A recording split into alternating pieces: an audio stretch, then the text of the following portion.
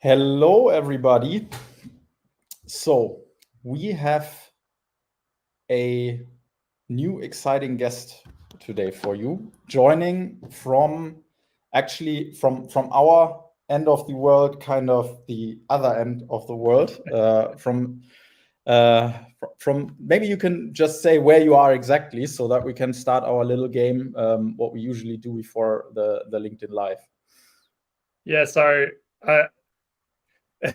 part of it was like how precise do we want to be with location? But yeah, definitely down under in Australia. I'm north of Sydney to be precise, of where I am. So yeah, different times. So I know we opted for a lunch one for this, so I didn't have to be up too late in the evening. Didn't bring lunch, although we're chatting about it. Like I don't know what Aussie lunch I'd bring: Vegemite on toast, which I don't like. So. I mean, that's not the only kind of Australian specialty that you have, right?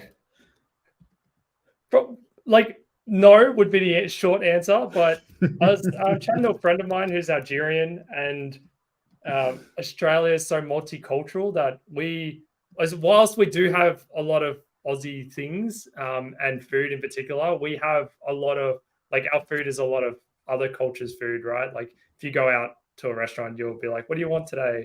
Yeah, do you want Italian, Thai, or those types of things. I was actually joking the other day. I think we were in Ljubljana in Slovenia, and it, like, when you go to European capitals by now, like in 2023, it's basically like a lot of them, they kind of look the same from like a culinary perspective, right? Because you have like all kinds of foods all over the place, and there's like just sometimes this little specialty, but it has hardly anything to do with the country. So for instance, in Slovenia, there were a lot of great Bangladeshi places, right? So which has hardly anything, probably it has something to do with the past of Slovenia, but yeah. So I already see that a couple of people are joining. So I would obviously also be interested from where you people are joining. So just put it in the chat so that we have an overview whether we have more Australians or more people from Europe in the LinkedIn Live today, so that we can actually benchmark if the lunch format works. All right. So let me maybe start by introducing Ant, because I think I stumbled upon Ant a couple of months back when he actually posted a great article about roadmaps. So he was talking about like all this kind of ways that you can actually approach a visualization of a roadmap. And actually, I learned something new there, because for instance, like I don't know what you call it, the dream roadmap. Dream mapping. Yeah, dream mapping. That was in there. This is something I've actually never heard before, and that was just, oh, that is super interesting, right? So I actually approached him on LinkedIn, so we did not know each other beforehand. And so I'm super happy to have him here for LinkedIn Live, because Anthony is not only a product coach, but he's also the founder of Product Pathways. And he is essentially like experienced in, like, how long have you been in product? When if you say like a number in years, what would you say? Yeah, a decade in product. Over a decade in tech. I was an engineer for 2 years, and that was about it. But then in and out of product roles, and I did a few other. Like I wore a Scrum Master hat for a period of time. Did a coaching role, which is why I guess the coaching and product management roles lead me to product coaching, where I am today. And I think that's suited well. But yeah. And for all the people who are joining from Munich, actually, and spoke at an event that most of you Munich people might know, which is the Push UX a couple of years back. So yeah, that was super fun. I didn't know about that actually when I wrote you the first time, and then I thought, oh, I know that logo on your website. Where's that from? So yeah, but so we are already 5 minutes in. What we want to talk about today is actually how we can, the title said it, master the art of crafting exceptional roadmaps. But what we want to really talk about today is how you actually get to a roadmap within an organization, and then also a bit about how we might visualize it to actually align the organization. Yeah. I was thinking before with the dream mapping, big shout out to Squad Formers. This guy's a company, they reached out to me about the dream mapping thing. It originally wasn't in the original post in the article, but super awesome tool. I thought it was fantastic. So I was like, hey, I think I should add this, or it's all right if I add it into the article. But yeah, I was recently exposed to dream mapping as well. But yeah, I mean, like when you talk about creating a roadmap, would be useful to start with, like, where do we get started with creating a roadmap? Like how to get started? Yeah, I think so. Because what I see a lot also in organizations, that roadmaps are essentially like kind of presentations where you put blocks or kind of Gantt charts. And I mean, it's more than like the product manager comes up with like a plan and puts it on a fancy slide. So yeah, let's talk about like how you actually get started. Yeah. I think the first thing to kind of maybe to just clarify and get clear, and maybe this will help as like an anchor point, at least for me personally, roadmaps are a communication tool, right? We're talking about this a little bit like offline, I guess, where a lot of stuff happens around a roadmap. It's like, it's not just put the roadmap together, it looks beautiful, and that's it. Like there's so much activity that happens around it, and effective road mapping could even be described as the combination of all those activities. It's not like that you built this great roadmap together. And I'm always reminded of like the difference between like capability and influence, or like the difference between capability and like competency. So you can have the world's greatest roadmap being capability. You can build a beautiful looking roadmap, but if you can't influence the org and align people and rally people behind it and actually execute on it, right, and make it happen, then you have high capability but little influence, or low amount of, you know, that, yeah, you've got the capability, but you can't actually do all the other things. So all the other things are arguably more important, is probably all I was trying to frame there. But maybe I'll sketch as we do this, because the easy way for me to think about things. Yeah, definitely. Cool. Let's do that. So I think the thing that I want to start with and frame here is that, like, you know, most people have seen some variation of this, where, like, you know, we talk about like vision at the top, talk about like strategy. It'll be messy handwriting because I'm trying to do this fast. We talk about like outcomes or goals or OKRs here. I'm putting that as a separate layer. Yes, these two things are linked, but you'll see what I'm trying to do here. And then we get to the roadmap, and then we get to like the work at the bottom, or like the actual like user stories backlog. You know, some people call this backlog too, right? Now, why am I sketching all this, and why does this matter? That's not going to work, so that's okay. Because you don't just like, if you think that you're going to just come up with like ideas and then like put it onto a roadmap, like, you know, just ideate stuff and then prioritize it and put it on a roadmap, you're probably very misguided, and that's not going to be an effective roadmap. It's not going to be effective product management either, really, because what you're doing is you're neglecting all of this stuff up top. So arguably, great roadmaps kind of start up here, and then it works its way down, right? Like we can't create a roadmap in isolation without these things, is what I'm trying to illustrate here, and I guess to highlight. So obviously we need some type of vision or direction of where we want to go as a product, as a company, whatever we're building the roadmap for. We'll focus on product roadmaps here for the sake of arguments.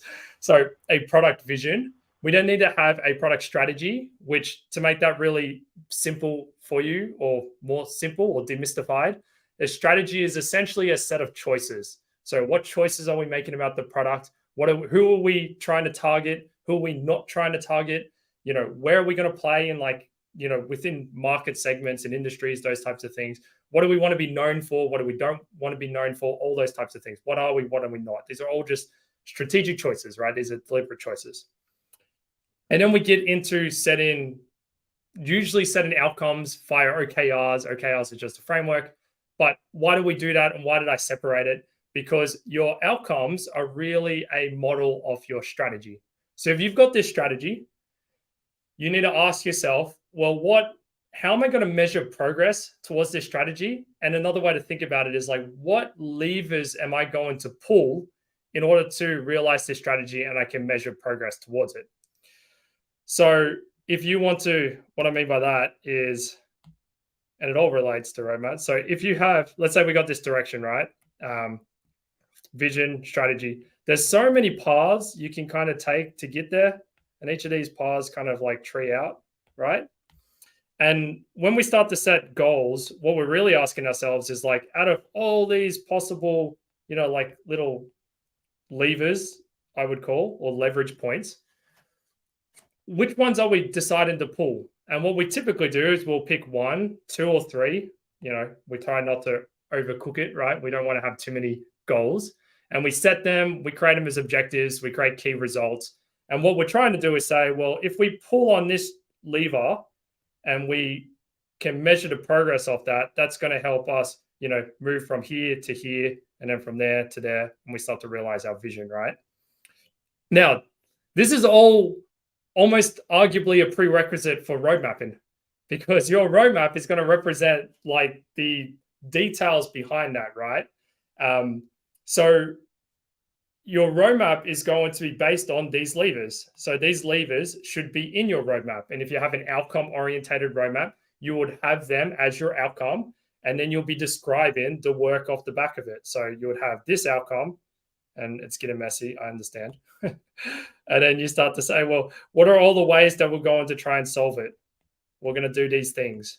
Or maybe they're not even things yet. They're like opportunities, right? So like, okay, here are the opportunities that are going to help us realize that goal. And then here are the solutions or experiments or however you want to call it and work it that we can do in order to solve that opportunity that helps us achieve that goal. And then this becomes your roadmap. Plus these things, because we want future direction as well. But that's like your near term. So if you're doing like now, next, later, this would be like your now.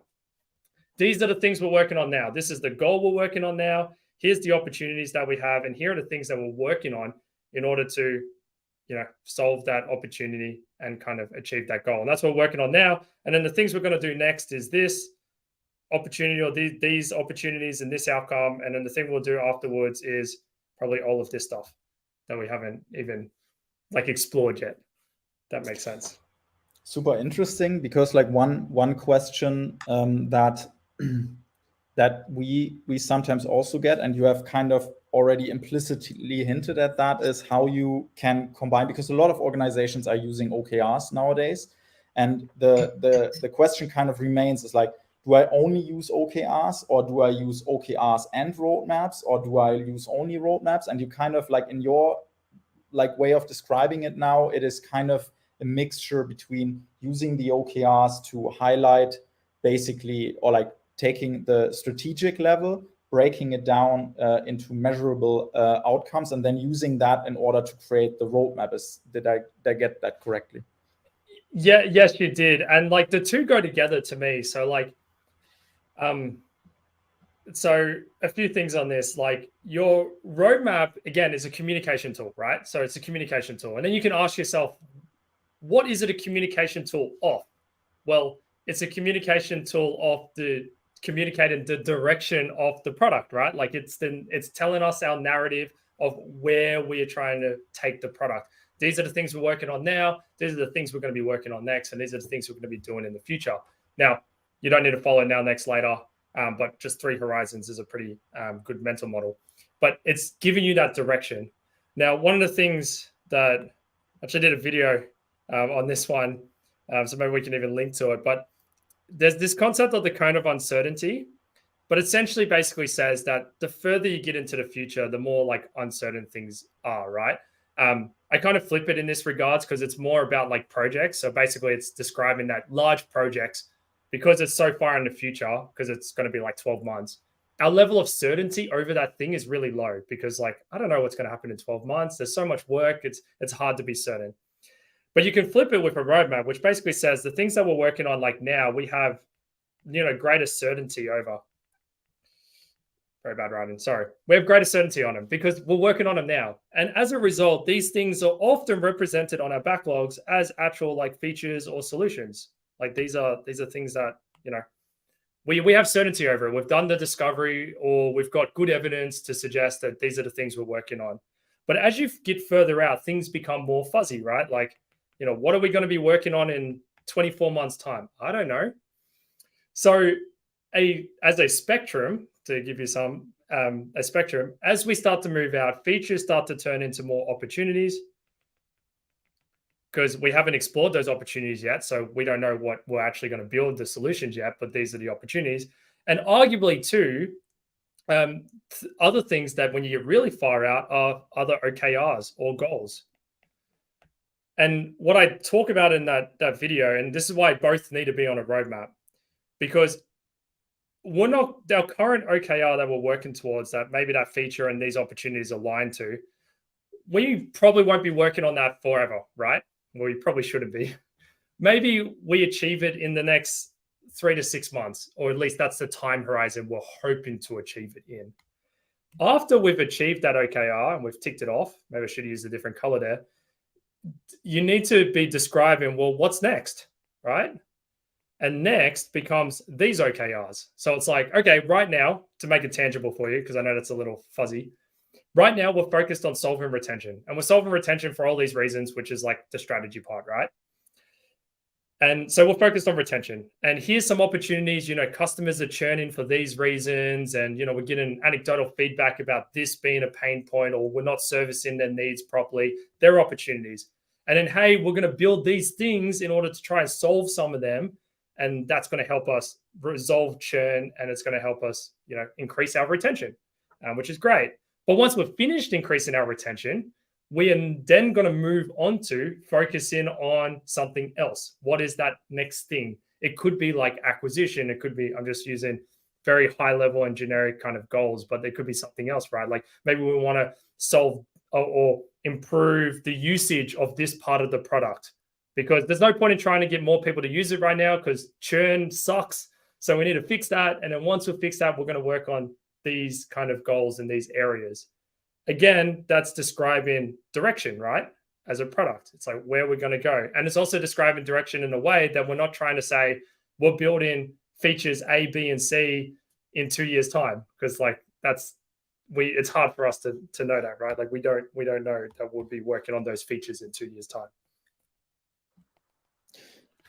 I mean, so we also work a lot with now, next, later, because I mean, it's great because it kind of what you say, like it's describing direction, but there's always, I'm always like asking this question because I'm curious what your answer will look like is, why shouldn't roadmaps have dates on it?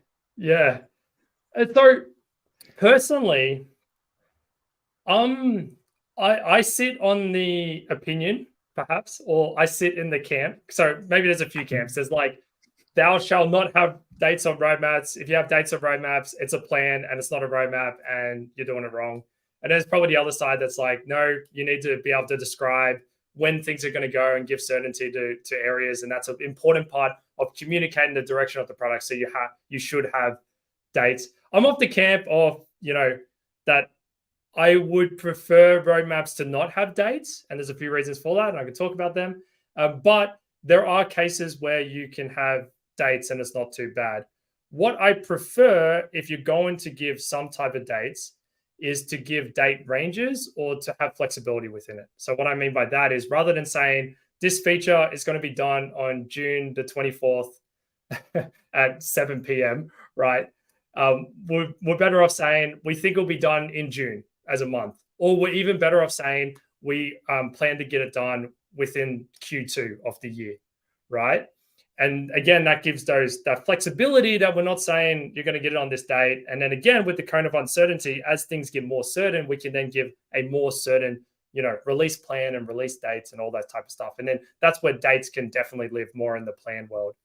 The reason why dates aren't that great on roadmaps is because, again, cone of uncertainty. So like the further we get out, the more uncertain we are, which means that if I say we're going to do it in June in 2024, the chances of me being anywhere remotely close to accurate on that is really low. So why give that false sense of, certainty when there isn't some? And yes, we can communicate that roadmaps are indicative and they're going to change and stuff, but let's bake that uncertainty in. So I can say sometime in the first half of 2024 is what we're hoping for, or something like that, or mid 2024 as a better time horizon.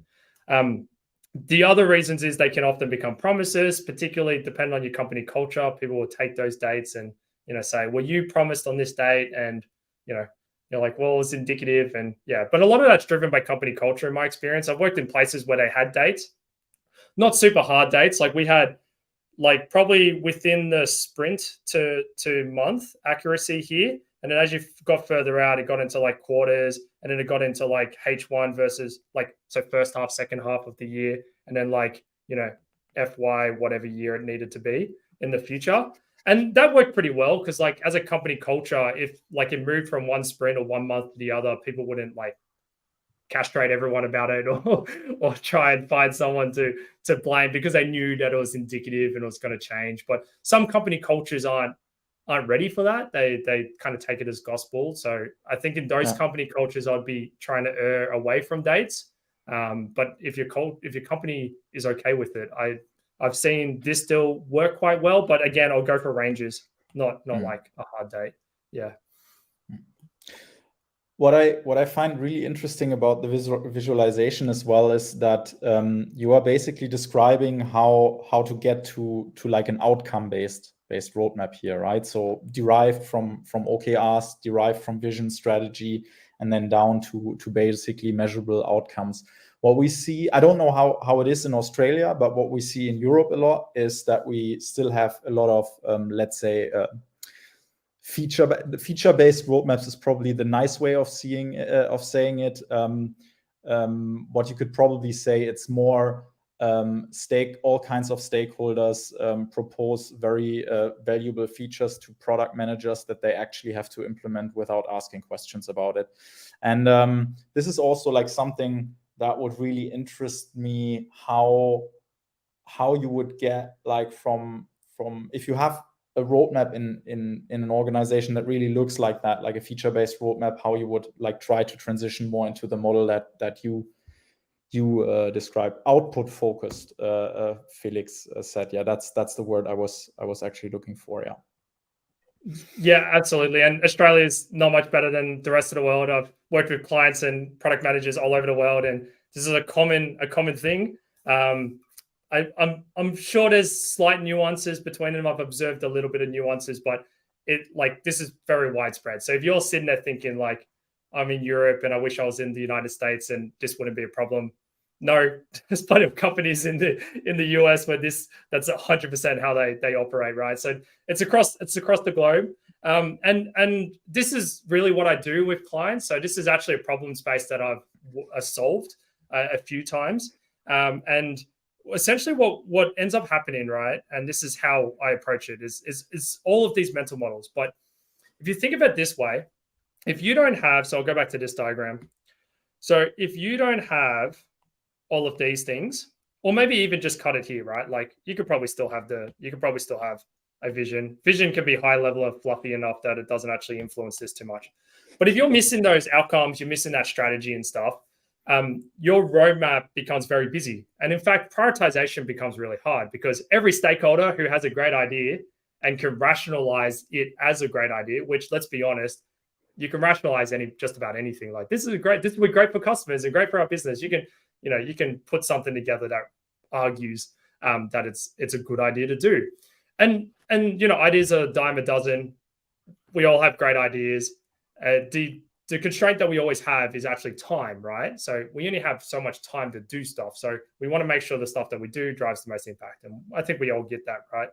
So when you're missing this becomes really hard. And this is actually the number one driver in my experience as to why we end up with those feature-driven and output-driven roadmaps. Because we don't have a strategy. We can't agree on the goals and those lever points that we'll pull in. So as a result, every stakeholder is just coming to me with great ideas. I've personally got a whole bunch of great ideas. The team's got a whole bunch of great ideas. And all we have is this big list of great ideas. And what we end up having to do, and this is what I observe, is we have these big complex prioritization, spreadsheets or whatever. And what we're trying to do is order it. We're trying to work out, value over effort, all this type of stuff.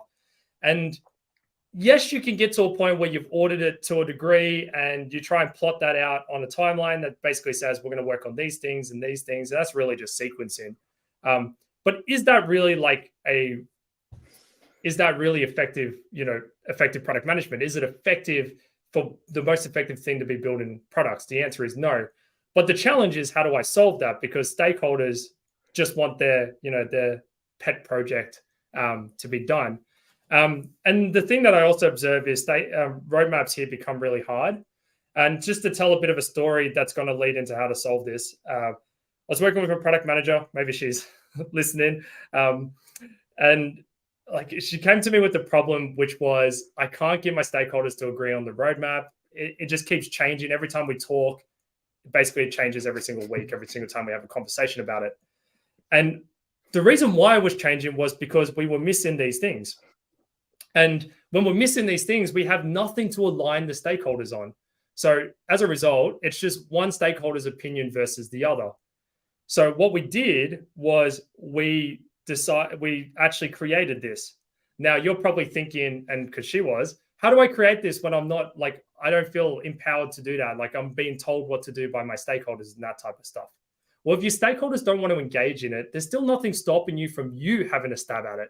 And I tell you, this is a pro tip for influencing inside organizations. People won't want to engage with you in a conversation, but they'll definitely engage with you, and they're very quick to tell you that you're wrong. So, pro tip, put something down on paper, put it in front of them, and let them tell you you're wrong.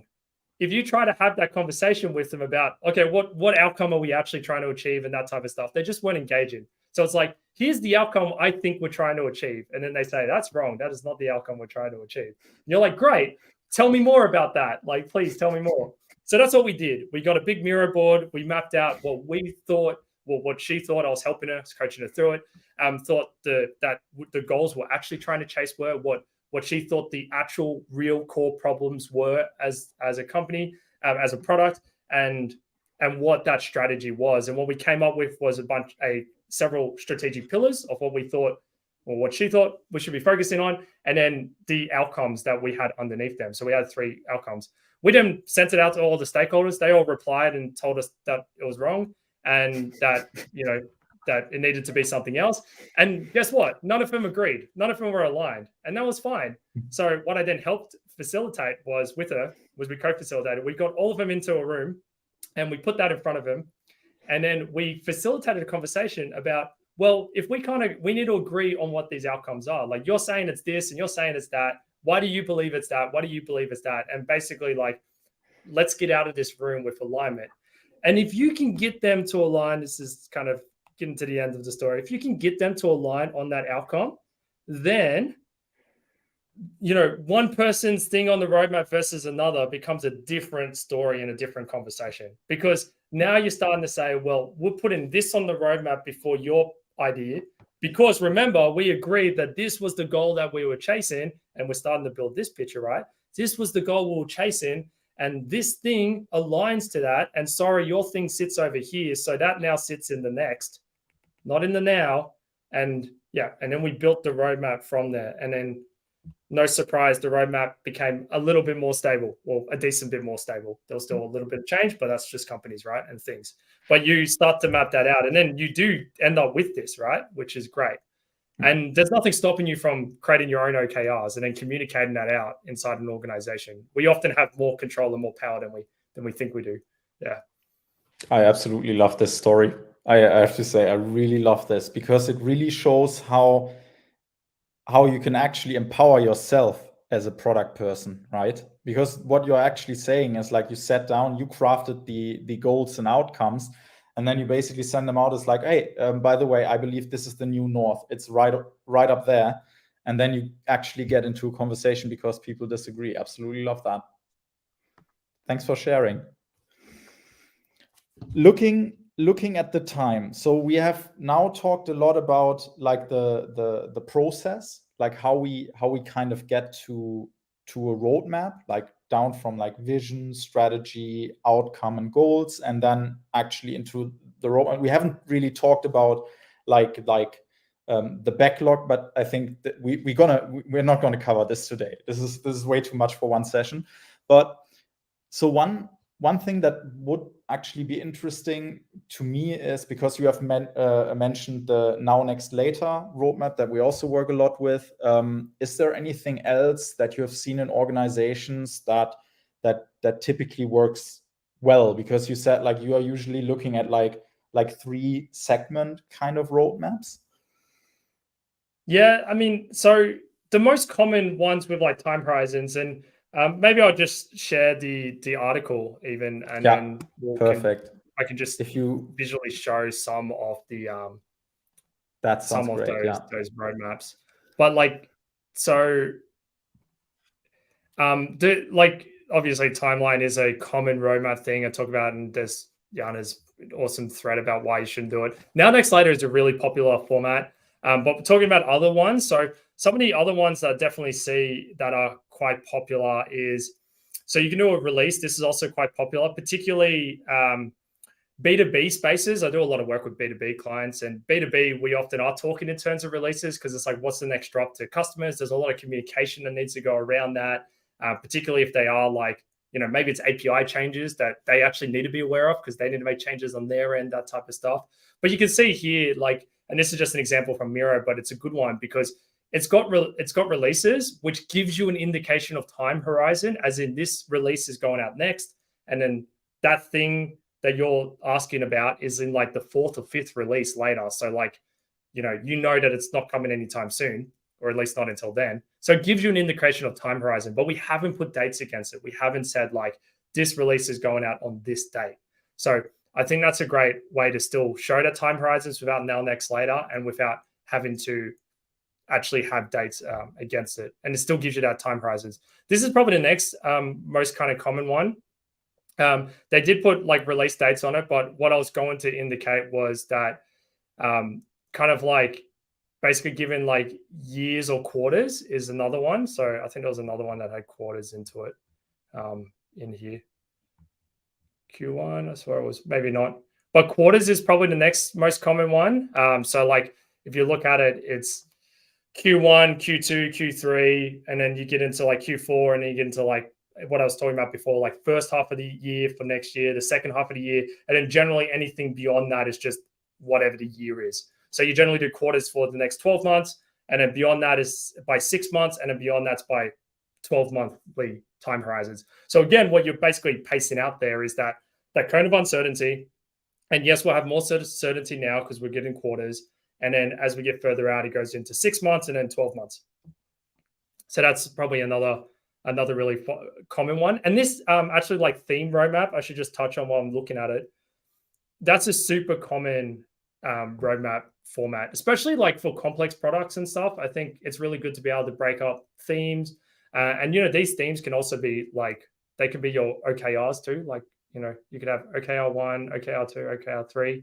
I've got some examples of that, just not in this article, but yeah, that's probably the other common one.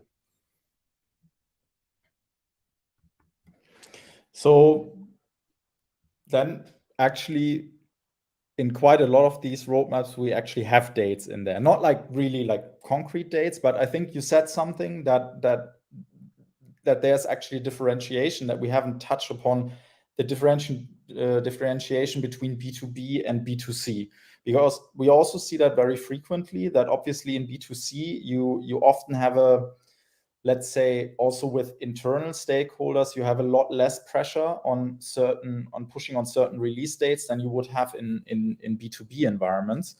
And since you said that you also work a lot with B2B companies, how do customers, let's say, where it works well for them, like kind of putting dates on roadmaps, handle that? Do they also just put like quarters on there and just educate their sales force and customer success about about that, or like this uncertainty part, or how do they typically deal with that? Yeah, I mean, it's a great thing to touch on, because B2B tends to have, in my experience at least, there tends to be more of a push towards dates, because we're dealing with large clients potentially, and we feel like we need to they're asking us for certainty and putting pressure on us to be like, well, when's that thing coming out? And we want to retain the customer and give them a good experience, so we feel the need to do that, desire to do that. The other thing that happens too is, like, sometimes with B2B, as I touched on, like API changes, those types of things, like sometimes it actually requires effort on their part, so you don't want to surprise them with it, and the sales teams hate surprising them with them. So again, another reason to push for dates. Definitely B2B has, like, if I was to go around and look at like roadmaps that I've seen that have like hardcore dates and stuff, it tends to be more heavily in that space for that reason. We tend to be more comfortable with the uncertainty and not having to give that certainty in a B2C space.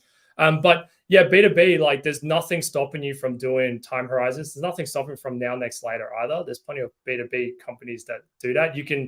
Companies publish public roadmaps, and you can see some of them. I actually wrote an article about that had some links to some public roadmaps, but there's nothing stopping you. But I tend to find the nice middle ground for B2B is more like, let's try and do quarters. If we have to do dates, like, let's try and do quarters and then make it like further out, right? And again, the other thing that you can do is, like, how far do you communicate out? Like, do I only communicate the next 6 months worth? And then the rest is like, I still communicate it, but I don't attach any type of date to it. And this is there's a lot of training on sales stuff and, any commercial team that's kind of customer facing inside B2B, to get them comfortable with this, to be like, sell the roadmap and be able to do it in a way that you're not trying to give them certainty about dates. So there's places that do that better. But if you do need to give dates, give a wider time horizon, in my experience, and that tends to be a nice middle ground for those companies. And then don't go too far out in the future, right? You can still talk about stuff that's coming, but just say it's coming and we've got 6 months worth of work here. So, like, if you're asking me when you're going to get it, not within 6 months at least. And often, like, their customers are they play a hard game because they're paying you a lot of money in a lot of cases, but they're generally quite reasonable. Like, I've never seen or heard about a case where that became unreasonable and then the client was just like pissed off and like canceled all their accounts and stuff. Like, they're generally quite reasonable. They get it. Sometimes they're on the other side, right? Like, they do it too. They need to they know exactly what it's like about roadmaps and promises. And yeah. Great. All right. I think we have 20 more minutes. So what I would actually love to do is open up the discussion a bit, or would ask everybody in the audience if you have questions about what Ant has just shown us.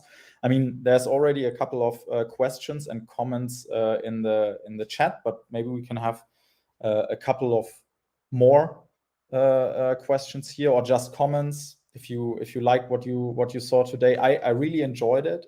I think the visualizations that you do, like the scribbling, that's absolutely fantastic. Like, when you were kind of explaining the vision to roadmap and then how you switch it over into a roadmap format, I was just like sitting there, like, oh yeah, that's nice. And it's like the scribbling helps a lot understanding it, definitely. So maybe one thing that I want to highlight here while we're waiting. So at the 13th of October, we are actually doing a hybrid product conference in Munich, but since it's hybrid, we also stream it. And if you want to join in the stream, then you can. We have a couple of super awesome speakers here. So we have Marty Kagan joining us. We have Ash Murray joining us, and Justina from DeepL, and she's going to talk about how they build AI products at DeepL. And even if you're joining from Australia, you can do so free of charge when you register for the stream. And if you are joining from anywhere close to Munich, then we would love to have you in Munich on site. We have 200 spaces, and we are hosting it at this amazing old cinema in Munich called Ari. And yeah, it's going to be absolutely fantastic. We are looking forward to it. We're just talking earlier before the call how we completely underestimated how much work it actually is compared to the conference that we did last year. But we are super excited, and yeah, would definitely love to see a lot of you joining here. And also, I've already posted the link to your blog post about roadmaps into the comments. Anything else the people that are in the stream today should get in touch if they need help on anything? Yeah, so I mean, like if you see the newsletter and the post, so feel free to subscribe to that. I regularly post articles like that, so it's all about just creating more content and helping you with these types of things.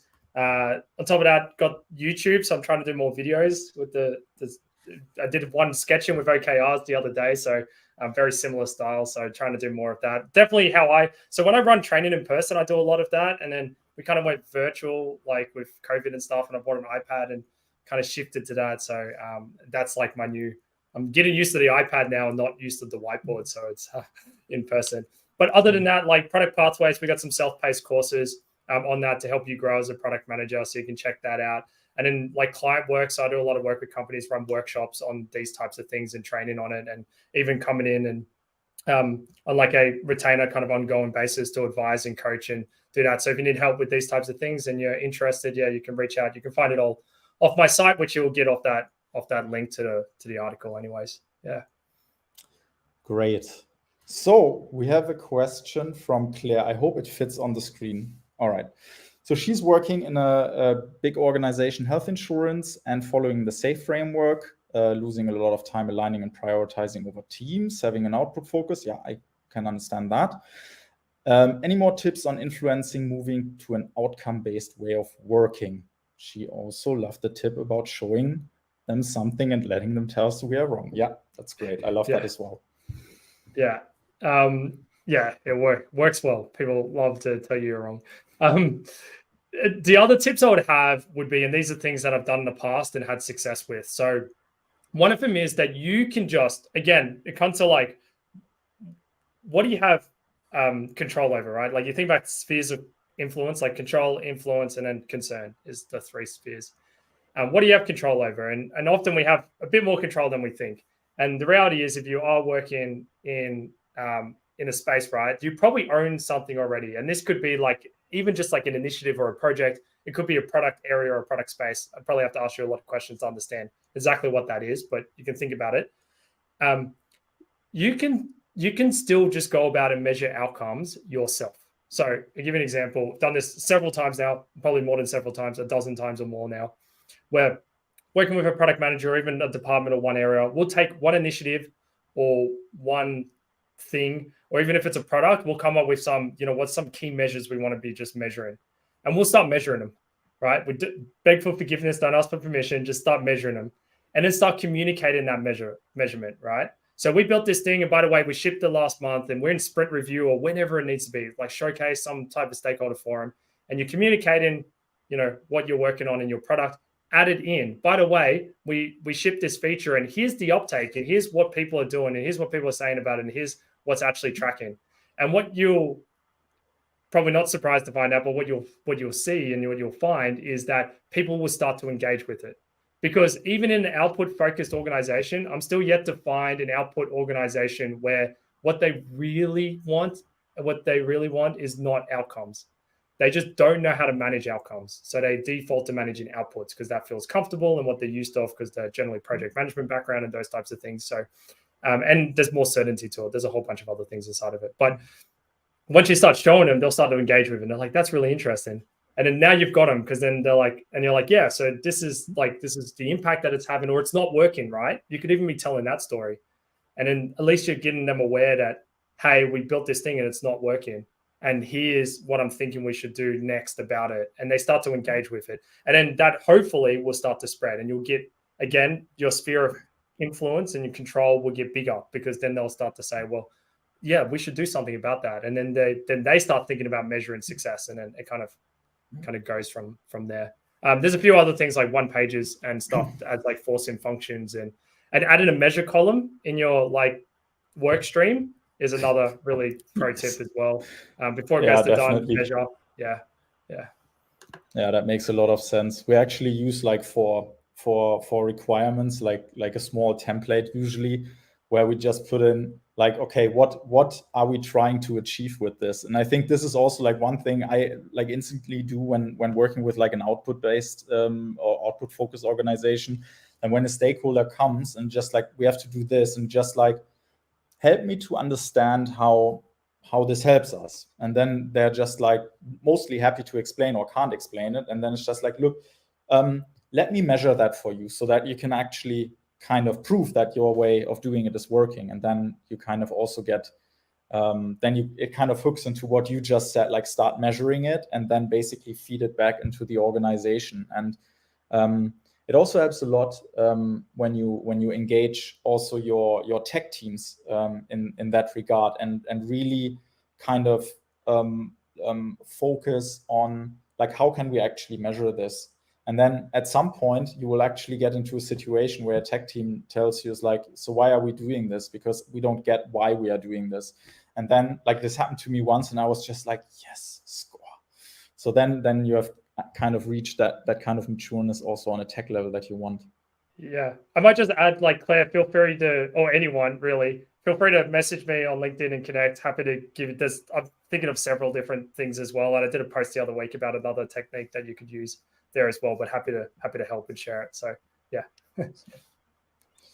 All right. So Richard has a question. Did you try to delegate getting release dates to CTOs and engineers in the past? The reason is that product is not a line manager of them and cannot challenge their estimations. Yeah, that's always a tricky one. It's short answer to this one is yes. But it's a little bit more complex than that, and it also depends on your company and your company space. So when I work with a lot of startups or smaller companies, this is actually often the case. So like, there's a difference between like releasing or deploying software into production and then like releasing it to customers and launching. So like you can think of like deploy versus release, or deploy versus launch, or release versus launch. Releases tends to be one that tends to, I don't know, we interchange it across the two. But the point being, like, we can put stuff into production. We can do it at almost any time, really, if we use proper coding practices like feature flags and stuff. And then releasing it to customers and launching it and doing a big campaign behind it is a strategic activity that's often owned by product, often owned by product marketing, that type of stuff. Now, I've worked in companies where really the division, and it's not a clean division because we collaborate and we're cross-functional and we work together. But really, like engineering, like their responsibility is deploying it and getting it into production. Product and product marketing is really working out when do we strategically release this to our customers? What's our launch and go-to-market campaigns and plans and all that type, and strategy and all that type of stuff. And when you decouple these things, it enables stuff to just be released whenever, and then you can switch it on and do a campaign. When you want to. That's kind of like the perfect world that I've seen really well. But even just like delegating or making engineering have a more ownership over release dates and owning the delivery part, that is a very common practice I see, especially in smaller organizations. Not really in big organizations because they've got other challenges and other reasons why that doesn't happen. But it can happen in large organizations. But yeah, it's definitely a construct I've seen and worked with a lot in the past. And just to go back to the point about like, it's not a clear cut, a mental model I like to use is driver navigator. So who's driving it and who's navigating? So we don't do anything alone. We're always doing it, triads, we're doing it together. So you could say that releasing and delivery is an engineering driver activity. So engineers in the driver's seat. And that makes sense. They're the experts. They know how to build it. They know, the release plan and what do we need to make sure needs to be checked off and, all that type of stuff, security, blah, blah, blah, blah. And then you've got product and design navigating. And then when you think about, scoping the work, like, prioritizing, well, then product is driving, but engineering's navigating still, because engineering should have an input into prioritization, into the roadmap, into what we're doing and why we're doing it. But product's driving. So that's the mental model I've used. I've actually done that as like a full racy thing for a company where engineering was driving delivery and release, and then go to market was then back to product driving, right? Yeah. So hopefully that answers it. Maybe you can just put that in the comment, Richard, whether that answers the question. But yeah, I mean, actually, that's, I think, what I'm constantly trying to do, delegate it to engineering, because I mean, let's put it like that.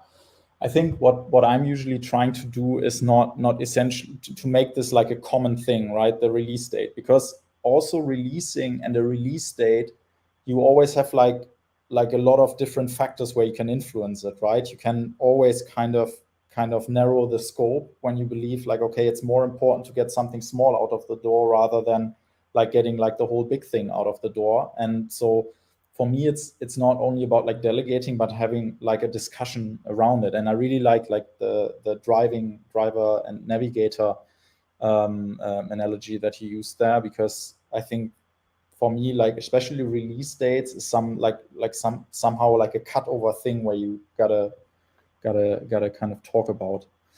And maybe even just on that, sorry, quickly, is like, I've also worked in a place where releasing was still product navigating. That's what we decided inside that company.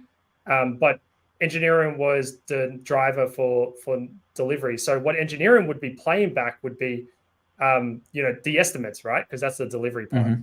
And then product would then be in the driver seat to say, do I cut scope to change that release date, or do I so they own when we actually hit that button. Again, it's a lot of it's down to your organizational construct and the culture and the people and capability too. Like capability, they need to have the capability to be able to do that and that type of stuff.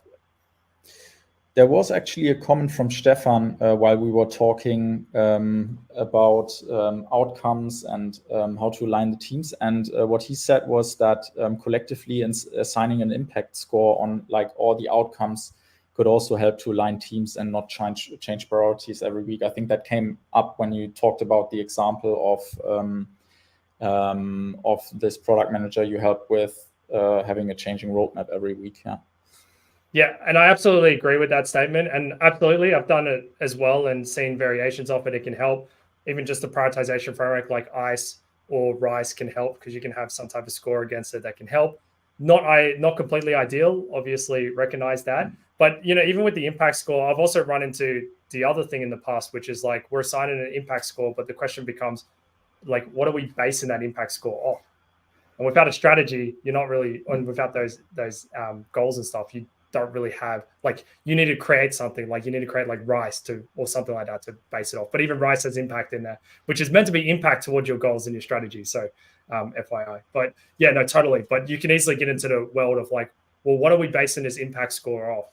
And if it's one person's opinion versus another in terms of impact, then you still end up in that world of like negate, like horse trading. And yeah. All right, let's see. So many good questions. Let's see.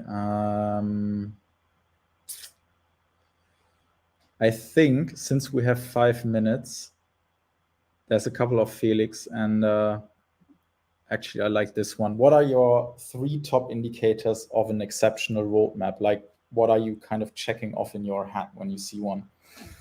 For sure. So, I'm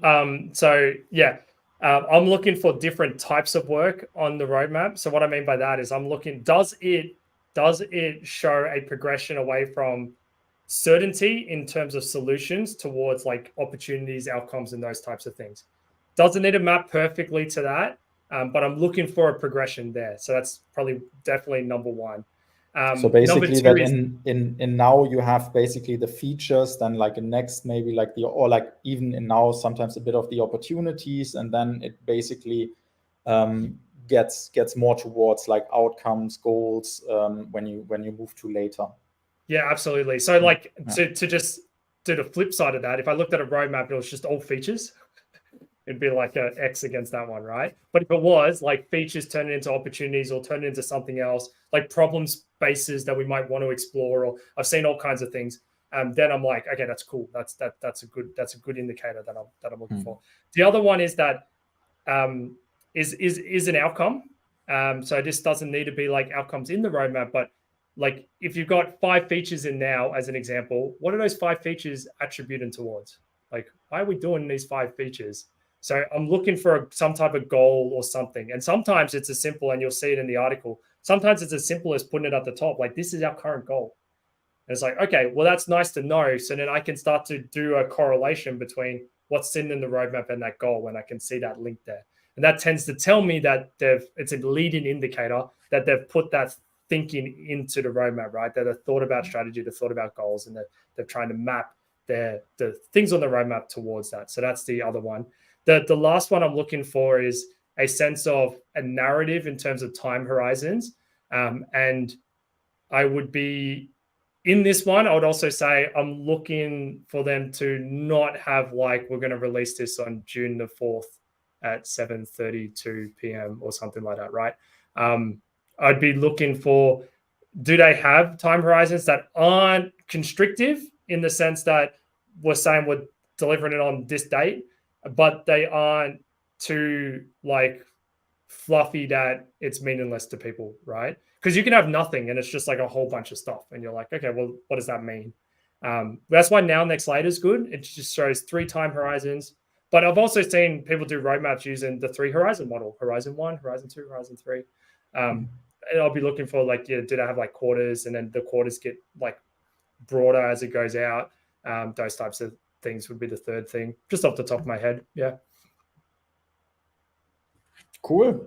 I think that was actually like the perfect end to today's session. And I'm, first of all, thank you, Anne, for joining us. I know for you this is quite late in the day already, and so thank you very much joining us, or at least me and like the rest of the people who are joining from Europe for lunch. For me personally, it was actually a very insightful session, because I think it's always nice to just get your own thoughts on road mapping, or like any topic, really kind of challenged again, and see how other people think about it. And I think also your scribbling really helped a lot to really get into the right mindset here today, and really follow how you understand the process from really vision, strategy, outcome, goals, down to a proper roadmap. So yeah, thank you so much again for joining us today. And so the last minute, or the last 2 minutes, are yours. Yeah, no, I was just going to say my pleasure. Anybody who has further questions, feel free to reach out to me, and LinkedIn is generally easy. I'll reply. I get a lot of messages, so it might take me a few days to reply. So I apologize in advance on that one, but I do endeavor to reply to anyone who genuinely reaches out for something and for help. So yeah, I definitely try and make space and time for it, because really, I like everything I do. I mean, I feel very privileged that I can turn it into a business between like Product Pathways and my own coaching and consulting, and I do one-on-one coaching and work with clients. And I'm privileged that I can turn this into a job, and I get to do what I love. But like, it all started from me wanting to help people, and I still stick to that every day. So yeah, it's the reason why I endeavor to reply. It's the reason why when I have the capacity to say yes to things like this, I say yes to things like this. It's why I try and keep doing my newsletter and do the YouTube videos and stuff, and try and create more free content that's useful and helpful for people out there. So yeah, that's what I'll leave it on. Thank you so much. So everybody who's still tuning in, please give Arndt a digital round of applause. You got the first one from Matthias. Said it was very interesting to get these views shown and compare them to your own. And I think that's along the lines what I already said, that it's always nice to get your own thoughts challenged a bit, or like compare how you think about the world, or like in this case roadmaps, and how someone else thinks about that. So yeah, thank you so much again. So a lot of thank yous coming in. You can check them later also in the chat. Yeah, I will. Definitely will. Yeah, perfect. So thank you so much again, and hopefully See you again sometime soon. Next time in Munich.